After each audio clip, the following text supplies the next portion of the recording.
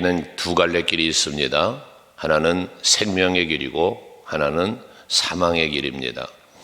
생명의 길을 걷는 자는 의인의 길을 걷는다고 했고, 사망의 길을 걷는 자는 멸망의 길을 걷는다고도 했습니다.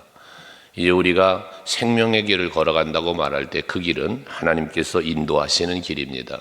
예수 따라가는 길이가 되겠죠.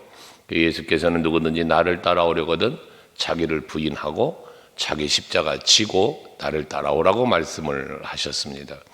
우리가 생명의 길을 걸어가는 것은 결코 쉬운 길은 아닙니다. 예수께서 말씀하실 때 그 생명의 길을 말씀하길 좁은 길, 좁은 문으로 표현을 합니다. 그 길은 협착하다고 합니다. 사람들이 가기를 싫어하는 길이라고 합니다. 하지만 그 길을 걸어갈 때 그것이 생명의 길이 된다는 사실을 말하고 있습니다. 특별히 생명의 길은 그래서 우리는 복된 길이라고도 말씀을 하지요. 그 길을 걸어가는 우리들이 되기 위해서 어찌해야 될 것을 오늘 본문 2절 이하에 말씀하고 있는데, 2절에 보면 오라 우리가 여호와의 산에 올라가서 야곱의 하나님의 전에 이르자라고 말합니다. 여호와의 전으로 가는 길, 여호와의 전을 향하여 나가는 길, 그게 곧 생명의 길이고 복된 길이라는 겁니다. 오늘 이 아침에도 여러분들이 이 교회를 향하여 발걸음을 옮겨 나왔던 그 발걸음이 곧 복된 걸음을 하신 것이고 생명의 길을 걸어오셨다는 것입니다. 또 하나님이 주시는 생명의 길, 복된 길을 걸어가는 사람은 어떤 사람일까? 2절 중후반에 보면 그가 그의 도를 가지고 우리에게 가르치실 것이니라 우리가 그의 길로 행하리라 라고 합니다.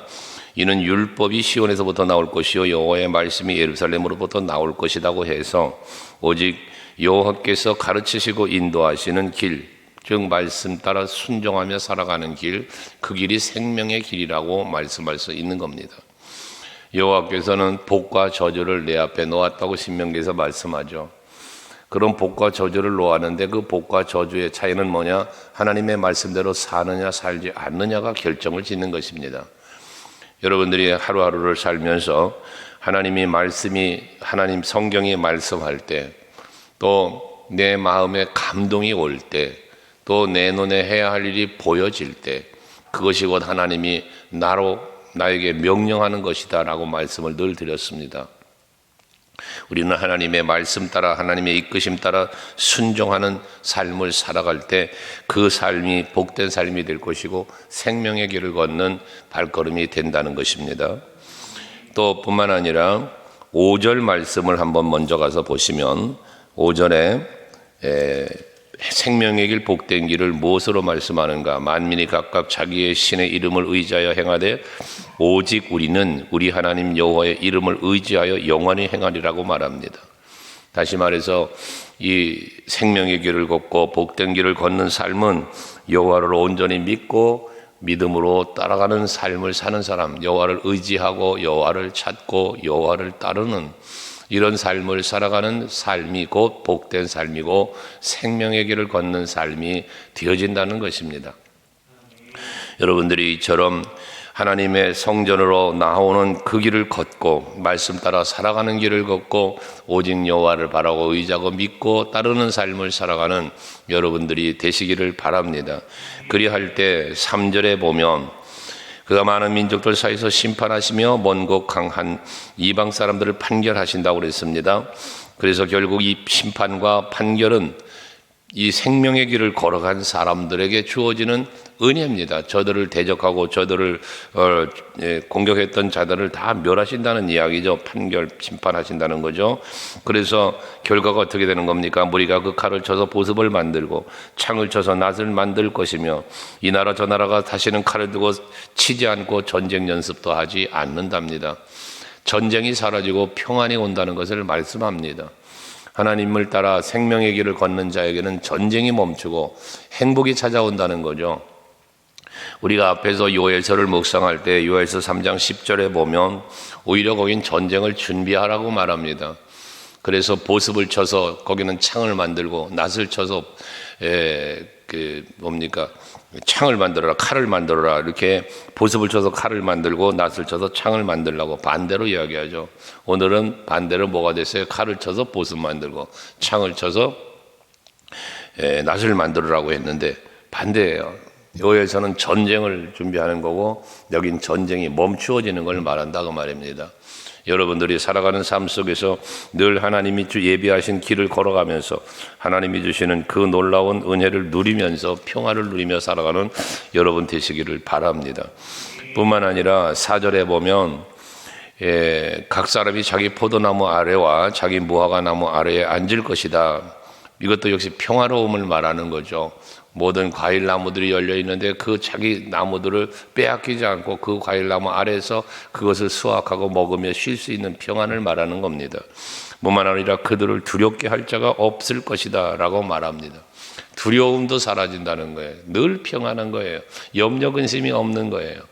어떤 사람이 여호와의 성전으로 나아가기를 힘쓰고 하나님의 말씀에 순종하기를 힘쓰고 오직 여호와를 믿고 의지하며 살기를 힘쓰는 사람, 바로 이런 사람들에겐 이와 같은 평안과 그리고 두려움이 없는 염려 근심 없는 삶을 살도록 하나님께서 은혜를 베풀어 주신다는 것입니다. 여러분들이 이 하루도 그와 같은 은혜로 살아가는 성도들이 될 수 있기를 주의 이름으로 축원합니다. 그러면서 6절 이하에는 이제 회복에 대한 말씀을 합니다. 바벨론의 포로로 잡혀갔던 백성들이 유다 백성들이 이제는 해방되어질 것에 대한 말씀을 하고 있습니다. 그래서 6절에 보면 그날에는 이라고 말씀하고 있는데 여기 말하는 그날은 회복의 날, 해방의 날입니다. 앞에서는 멸망의 시간들이 그들에게 있었죠. 포로의 생활이 있었죠. 거기서부터 자유함을 누리는 날이 바로 그날입니다. 우리가 이 육신의 장막을 입고 사는다가 주님 오시는 날, 그날이죠. 주님 오시는 날을 기다리고 있는 것처럼 이 포로된 백성들은 얼마나 이 회복의 날을, 해방의 날을 기다렸겠습니까? 바로 그날이 이르른다는 거예요. 그때 보면 6절에 내가 저는 자를 모으고 쫓겨난 자와 내가 환난 받게 한 자를 모아 전부 모으신다는 말씀을 하고 있습니다. 이 모으신 다음에 흩어졌던 자들을, 포로되었던 자들을 이제 해방시키신 다음에 해방시켜 놓고 끝나는 게 아니라 저들을 모으신다는 거예요. 그리고 모으시고 7절에 보니 저들을 남은 백성이 되게 하며 멀리 쫓겨났던 자들이 강한 나라가 되게 하고 여호와가 시온산에서 이제부터 영원까지 그들을 다스리리라 했습니다. 약했기 때문에 전쟁에 패배했어요.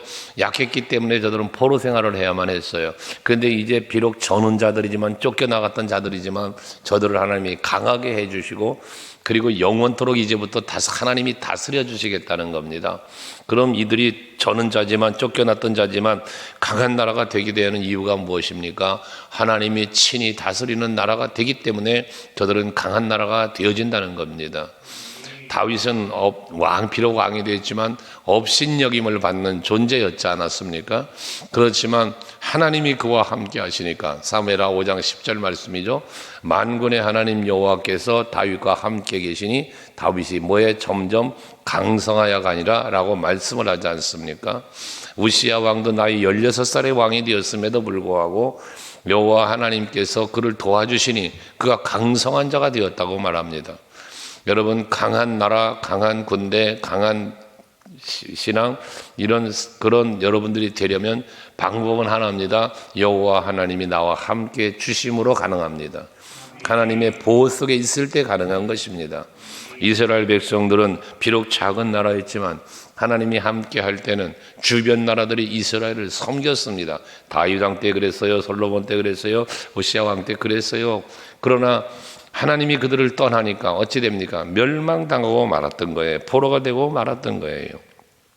하지만 하나님께서 이제 회복을 허락하시니 그때 저들은 하나님이 친히 영원까지 그들을 다스린다고 하셨으니 강한 나라가 되어진다는 것입니다. 그러면서 이어지는 말씀에 9절에 이제 내가 어찌하여 부르짖느냐라고 말합니다. 하나님께서 이처럼 도와주실 것이고 회복시켜 주실 것을 약속했는데 이들은 고통 가운데 아직까지 지금 회복을 시켜놓은 것이 아니라 회복될 것을 약속하는 거죠. 선지자를 통하여 선포하는 거 아니에요. 근데 저들은 지금 부르짖고 있다는 거예요. 고통이 저들에게 있었기 때문에 해산하는 여인처럼 고통함이냐? 그것이 그 이유가 너희들의 부르짖음이느냐? 너희 중에 왕이 없어졌기 때문이냐? 모사가 죽었기 때문이냐? 즉 나라를 빼앗기고 포로 생활하고 있으니 이스라엘 왕이 없어요. 자기들을 바른 길로 이끄는 모사도 없어요. 그런데 자기는 육체적으로는 고통이 있어요. 그러니까 하나님 앞에 부르짖고 있다는 이야기거든요.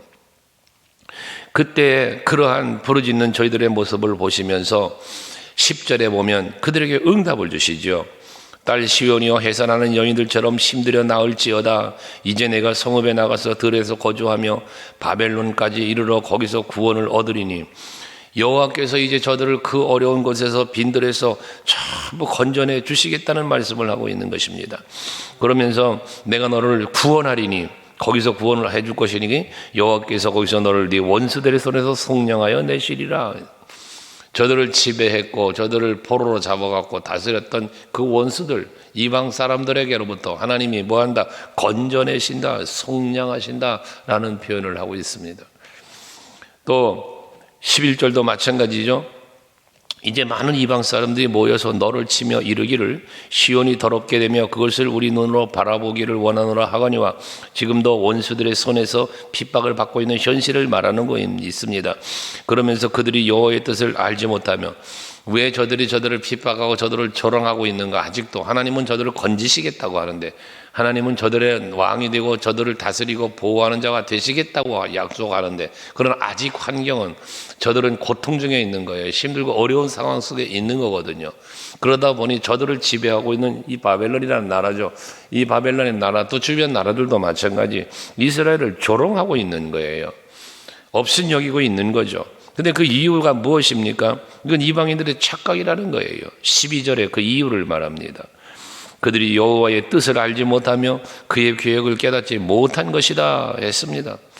하나님이 지금 백성들, 이스라엘 백성, 유다 백성들을 향하여 하나님이 지켜줄 거야, 하나님이 건져줄 거야, 이젠 너희들에게 자유를 줄 거야, 이 말씀을 선포하고 있음에도 이방 나라 사람들은, 바벨론 사람들은 하나님의 계획, 그 하나님의 뜻을 알지 못하기 때문에 계속해서 이 유다 백성들을 괴롭히고 조롱하고 지배하고 있다는 것이거든요. 모르기 때문이라는 거예요. 어제 아침 예배 시간에도 말씀을 드렸습니다만은 아는 것은 우리에게 힘이 된다고 그랬습니다. 여러분들 신앙생활하는 데 있어서 알아야 할 것은 하나님의 뜻을 알아야 합니다. 하나님의 마음을 알아야 합니다. 그래야 우리는 신앙생활을 바르게 할 수 있고요. 그래야 우리는 복된 삶을 살게 되어지기 때문에 그런 것입니다. 신앙생활 하면서조차도 하나님의 뜻을 알지 못하고 하나님의 마음, 하나님의 말씀 알지 못하면 믿음이 기초가 흔들려 버리고 삶이 여러분 불안해지는 거예요. 오늘도 여러분들 이 말씀을 받으시는 건데 오늘 해주시는 이 말씀은 여러분 개인에게 유다 백성에게 주시는 말씀이지만 여러분에게도 유효한 말씀 아니겠습니까? 여러분을 지키시고 건지시고 보호해 주신다는 약속의 말씀입니다. 그러지만 세상 사람들은 세상의 환경은 여러분들을 위협하고 여러분들을 두렵게 할 수 있어요. 아직까지 환경들은요, 사람들은요, 하지만 하나님의 약속이 있음을 믿으시고 그 모든 상황들을 이겨가는 여러분들이 될 수 있기를 바랍니다. 이렇게 13절에선 또 이제 시온이여 일어나서 칠지어다. 내가 내 뿔을 무쇠 같게 하며 내 굽을 놋같이 하리니 내가 여러 백성들을 쳐서 깨뜨릴 것이다. 내가 그들의 탈취물을 구별하여 여호와께 드리며 그들의 재물을 온 땅의 주께 돌리리라고 말씀합니다. 앞에서도 말한 것처럼 강한 나라가 되게 하시겠다는 것처럼 이제는 이들은 핍박받고 조롱받고 그리고 지배를 당하던 그들에게 하나님은 건져내 주시고 저들을 왕이 되어 다스리며 지켜주셔서 저들을 강하게 해주시고 그리고 모든 원수들을 것을 오히려 빼앗고 그리고 저들의 재물을 취할 수 있도록 하나님이 승리를 주시겠다는 거예요. 여호사밧 왕이 모압과 암몬의 연합군과 싸움을 할 때 자기의 힘으로 이길 수 없어 하나님 앞에 기도했잖아요. 오직 주만 바라봅니다 라고 기도했을 때 하나님이 저들을 도우시니까 그 연합군을 전쟁에서 이기지 않습니까? 싸워보지도 않고 이긴 거예요. 찬송하는 노래하는 사람들 앞장서어 갈 때에 그 적군들을 하나님이 치셨어요. 서로 치고받고 다 죽이게 했어요. 가보니까 세상에 살아있는 사람이 하나도 없대요. 시체만 누워 있대요. 근데 거기 그들이 가져왔던 모든 물품들을 다 취득해오는데 사흘 동안이나 거두어 드렸대요. 이게 바로 하나님이 주시는 승리입니다. 하나님이 강하게 하심입니다. 여러분, 우리가 우리 힘으로 할 수 없는 일들이 많죠. 그러다 보니까 믿음이 없는 사람들은 내가 할 수 없으면 거기서 좌절하고 거기서 두려워하고 염려합니다. 나는 못해도 하나님이 함께 하시면, 하나님이 하시면 된다는 믿음이 있는 사람은요, 지금 당장 내가 할 수 없어도 하나님이 도와주실 거야, 하나님이 해 주실 거야, 이 믿음을 갖고 헤쳐나가는 거거든요. 여러분, 오늘도 하루를 사실 때 여러분을 답답하게 만드는 문제들이 있을 수 있어요. 여러분 앞에 골리앗 같은 문제, 홍해 같은 문제 나라 다 있을 수 있습니다. 하지만 왜 우리에게 하나님은 이 말씀을 주셨습니까? 이스라엘 백성들을 위하여 하신 일들, 유다 백성을 위하여 하신 일들, 언약의 백성들을 통하여 하셨던 모든 성취한 일들, 그 일을 지금 이 시대도 이루시는 하나님이심을 믿으라고 주신 말씀입니다. 그러므로 여러분들 오늘의 이 말씀을 믿으시고, 하나님이 내 편, 하나님이 나를 보호해 주시고 다스려 주실 것이다, 나를 강하게 해 주실 것이다, 나에게 승리를 주실 것이다, 이 믿음을 갖고 오늘도 두려워하지 말고 염려하지 말고 주 안에서 참된 평안과 행복을 누리며 살아가는 여러분 모두 되시기를 주의 이름으로 축원합니다. 기도하겠습니다.